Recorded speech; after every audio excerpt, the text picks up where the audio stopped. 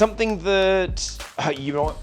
Streaming wars. Streaming. Did you hear that Disney Plus released in Australia last week? I think it was.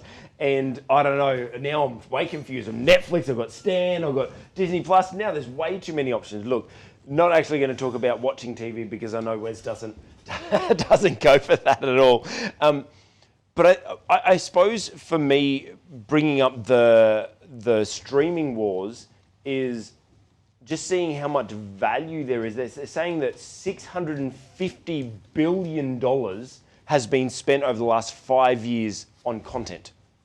And now that Disney have come about and CBS, I think it is, that has their own streaming services in the States as well, and there's Stan. So there's all these streaming services, like all these big people that are now pulling their content out of KO. They're a sporting one. Yeah, they're the sporting one. Advertising in here.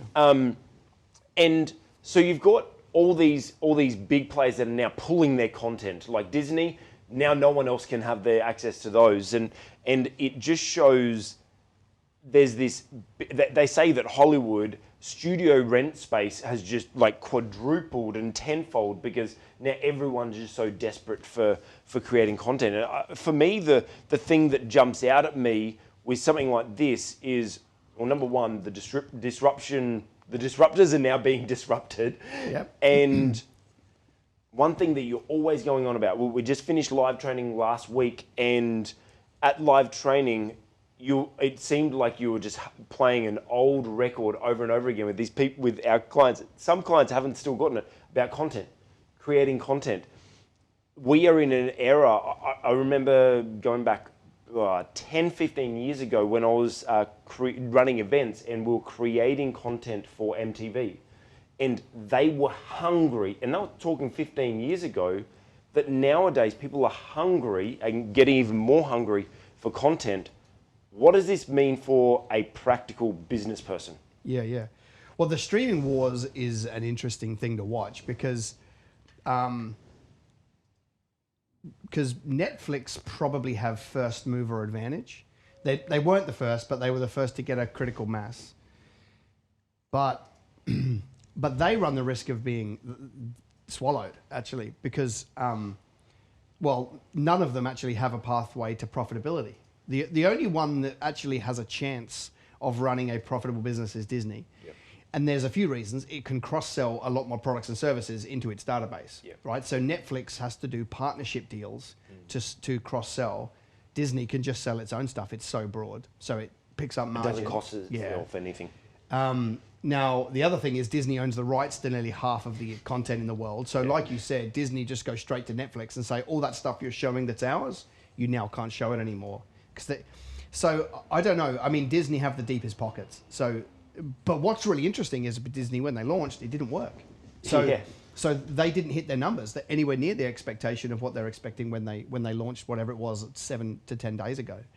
So, you know, I think it's an interesting one to watch. I think it's another case of humans don't move as fast as the market are saying, right? So there isn't the adoption of this stuff as fast as they think. Like humans just move a little bit slower than the market give it credit for. So, you know, I personally hate Netflix. We have Netflix, but as a family, the kids watch a little bit of that really like age restricted stuff.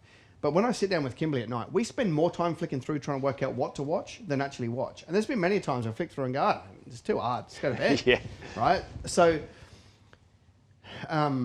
So for me, actually, I don't even see it as a phenomenal product. I haven't checked Stan. I know it's the same thing with slightly different shows on it or whatever. But yeah, I don't know. I'm not that sold out on those business models. But I do like not having ads. That bit I do like. Yeah. So I think the future of those streaming companies is nothing but the data.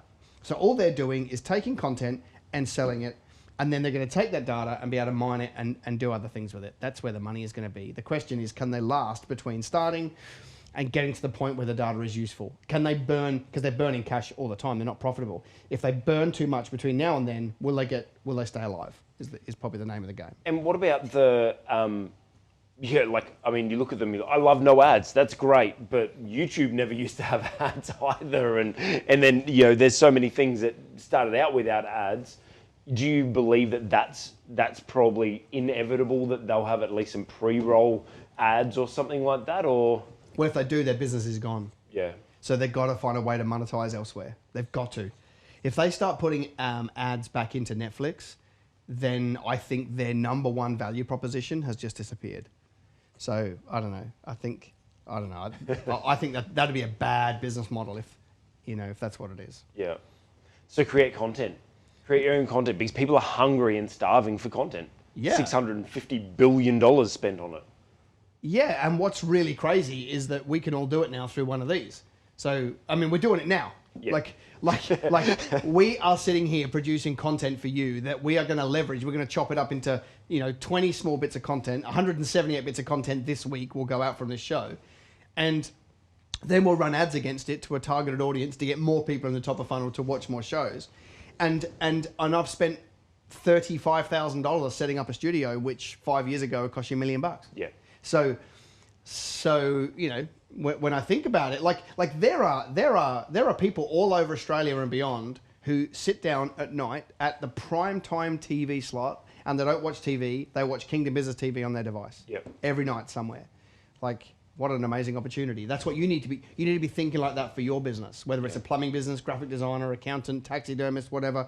Start producing content and put it in people's hands, because they are watching this device more than they are watching the stupid television.